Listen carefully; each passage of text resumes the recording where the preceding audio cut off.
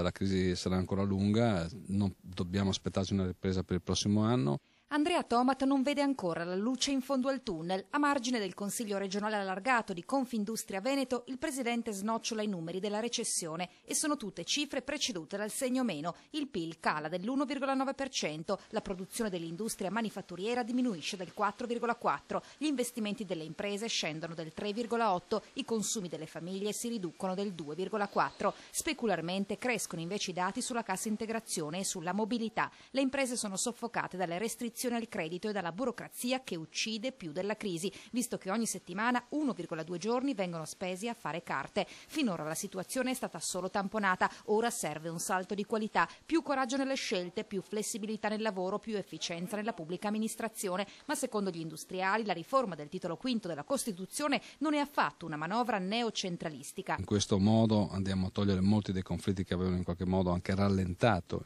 il federalismo nel suo procedere. Quindi io penso che questa, contrariamente a quello che viene scritto, sarà una formula per riuscire a rilanciare il federalismo. Già, la politica. Secondo un sondaggio Demopolis, dal 2008 ad oggi la fiducia nei partiti si è schiantata, passando dal 20 al 3%, un crollo allarmante. Dobbiamo però ricostituirlo, non possiamo pensare di fare a meno della politica. La politica è una forma di rappresentanza dei soggetti, una politica con la P maiuscola, e quindi questo oggi, vedendo gli scandali che corrono, significa anche un forte ricambio.